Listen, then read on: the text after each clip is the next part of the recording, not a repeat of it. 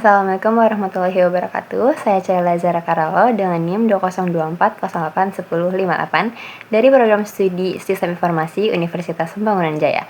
Di video kali ini saya akan menjelaskan tentang hasil elisitasi final beserta diagram perancangan sistem aplikasi Skotrek, yaitu pencatatan dan pelaporan kegiatan pramuka secara digital. Kegiatan pramuka rutin dilaksanakan setiap hari Rabu, namun pencatatan laporan masih dilakukan secara manual menggunakan kertas dan sulit direkap menjadi laporan bulanan. Maka dari itu, solusi dari saya adalah aplikasi berbasis web yang memungkinkan pembina menginput data kegiatan dan mengunduh laporan bulanan secara digital. Aplikasi ini sudah melalui 3 tahap elisitasi, yaitu tahap pertama, tahap kedua, dan tahap ketiga. Nah, ini elisitasi tahap pertama ada 21 kebutuhan fungsional dan 8 kebutuhan non-fungsional. Ini elisitasi tahap 2, di mana kebutuhan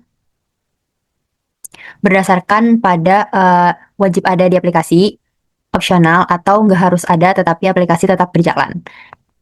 Nah, elisitasi tahap 3 ini berdasarkan kebutuhan sistem atau perancangannya rumit kah, medium kah, atau mudah. Nah, lanjut ini ke elisitasi tahap final, ada 18 kebutuhan fungsional dan 7 kebutuhan non-fungsional. Nah, di sini user, admin, dan pembina dapat login logout untuk masuk ke sistem. Pembina dapat melakukan create, read, update, delete pada data kegiatan, tetapi admin tidak bisa melakukan create, update, delete, hanya read only. Lalu, pembina dan admin bisa melihat rekap bulanan dan mendownload bulanan dalam bentuk PDF. Admin juga bisa create, read, update, delete manajemen akun, tetapi pembina tidak bisa sama sekali.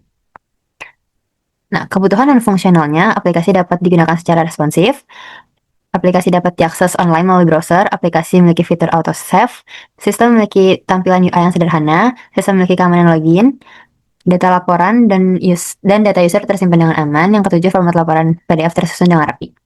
Nah, kebutuhan ini dipilih karena paling dibutuhkan user secara langsung dan berhubungan langsung dengan pencatatan juga pelaporan. Nah, untuk kebutuhan fungsionalnya, ini memastikan aplikasi nyaman digunakan, aman, kompatibel di berbagai perangkat.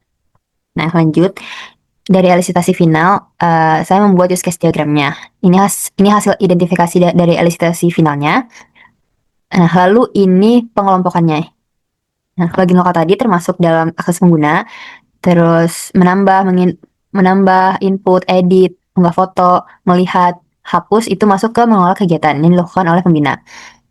Nah, laporan rekap ini untuk melihat dan mengunduh yang dilakukan oleh user. Yang terakhir ada manajemen akun yang dikelola oleh admin.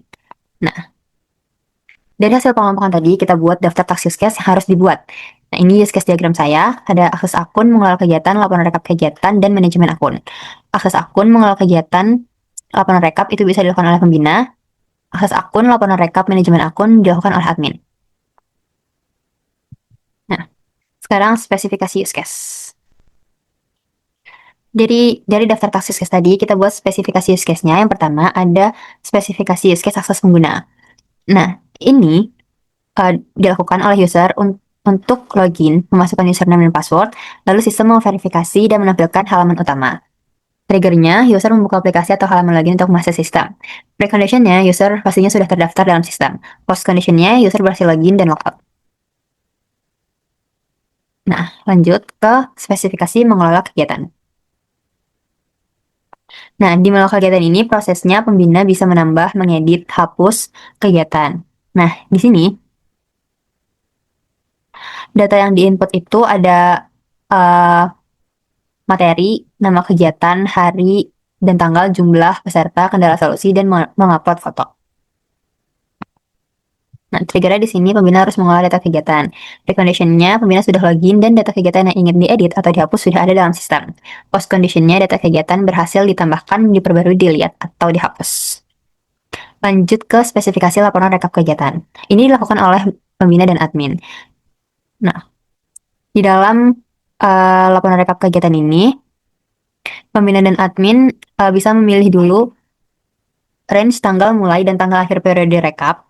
Nanti sistem akan menampilkan detail ringkasan kegiatan sesuai periode. Lalu, jika ingin mendownload, nanti pembina atau admin klik tombol download PDF, maka laporan akan di-download. Triggernya memasuki rekap laporan periode kegiatan, post conditionnya laporan sudah siap ditampilkan dan di-download, pre-conditionnya user sudah login dan data kegiatan tercatat. Terakhir ada spesifikasi manajemen akun. Nah, di sini ini dilakukan oleh admin. Di sini sama alurnya seperti mengelola data kegiatan, bisa menambah, update, hapus, dan read. Data yang ditambah itu ada ID, password, username, dan role.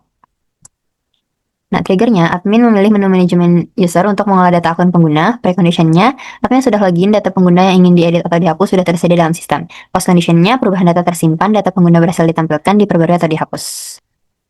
Udah, ini activity diagram dari aplikasi Scope. Empat activity diagram ini menggambarkan alur langkah per proses. Yang pertama ada akses pengguna, mulai dari input login sampai logout.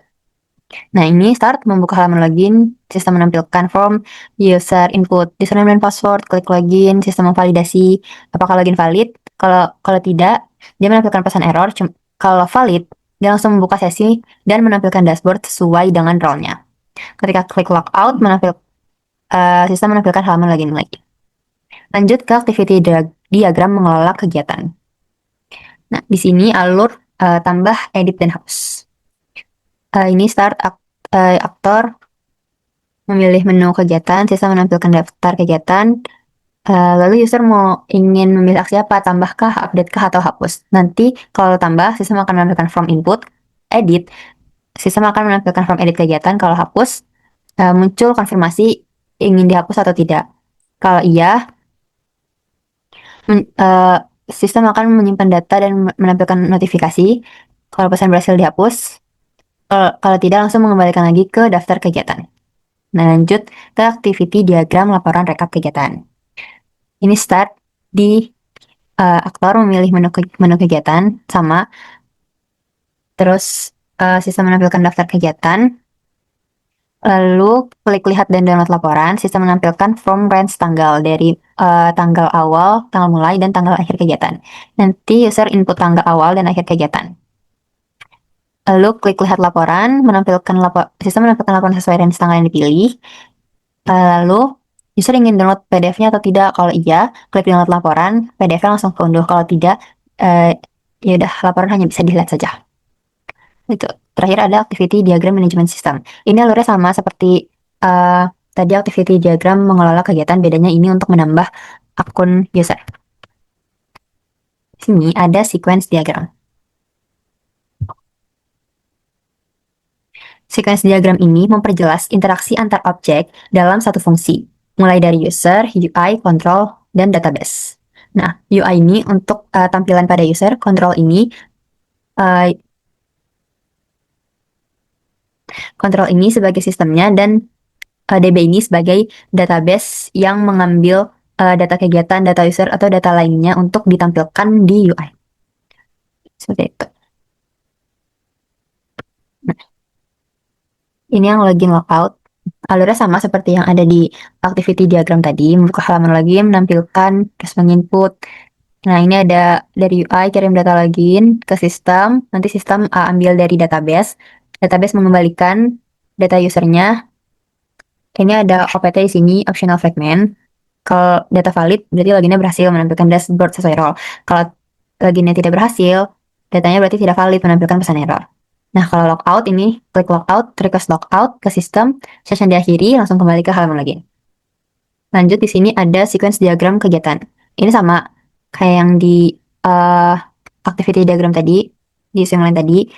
Pilih menu kegiatan, dari UI ke sistem, request data, dari sistem ke database, ambil data kegiatan, lalu database mengembalikan data kegiatannya untuk ditampilkan. Nah, di sini saya taruh create read update delete tadi sebagai APT optional, yaitu tambah, edit, dan hapus. Nah, di dalam hapus ini ada optional lagi untuk request hapus kegiatan. Kalau kegiatannya tidak ingin dihapus, prosesnya langsung dibatalkan, menampilkan daftar kegiatan lagi. Tapi kalau request hapus kegiatannya dikonfirmasi, berarti datanya berhasil dihapus dan menampilkan data berhasil dihapus. Ini sequence diagram laporan. Nah, ini sama klik preview menampilkan form, input, lalu di sini ada opsional lagi, yaitu untuk download. Jadi kalau kalau pencet download, kalau klik download PDF, berarti UI request ke sistem untuk pembuatan laporan, lalu dari sistem ke database untuk ambil data kegiatan, database ngembaliin data kegiatan untuk mengirim file laporan PDF, dan file berhasil diunduh. Ini yang terakhir, manajemen akun. Ini sama seperti yang mengelola data kegiatan tadi. Bedanya ini hanya create, read, update user, akun user saja. Terakhir ini ada kelas diagram. Kelas diagram pada aplikasi Skotrek ada dua, yaitu user dan kegiatan. Di user, ID user sebagai primary key, ada username, password, dan role. Di kegiatan ada ID kegiatan, ID user, hari tanggal, materi, jumlah peserta, kendala solusi, dan foto. Nah, di kegiatan, ID kegiatan sebagai primary key dan ID user sebagai foreign key. Nah, hubungan kelas user dan kelas kegiatan itu one to many. Jadi satu pembina bisa upload banyak kegiatan. Seperti itu. Nah, metodenya di user bisa login, logout, terus authenticate username password. Nah, di sini admin bisa create user, update, delete. Nah, di kegiatan, metodenya input, update, delete dilakukan oleh pembina, get detail dilakukan oleh pembina admin, dan generate report PDF. Nah, ini mockup dari aplikasi Skotrek. Di sini ada desain antarmuka beranda landing page. Nah, ini from loginnya seperti ini. Nah, ini dashboard admin dan pembina sama seperti ini. Nah, ini dashboard kegiatan. Di sini ada tabel kegiatan, terus button tambah kegiatan, button preview surat laporan, button edit, button hapus, footer dan header sama di setiap antarmuka. Nah, ini desain antarmuka masukan. Ini form tambah kegiatan seperti ini. Lalu ini desain antarmuka keluaran atau output, yaitu data kegiatan tadi kita ekspor ke PDF. Dengan elisitasi final tadi dan perancangan sistem yang lengkap, diharapkan aplikasi ini dapat membantu pembina pramuka untuk melakukan pencatatan dan pelaporan secara digital dengan mudah.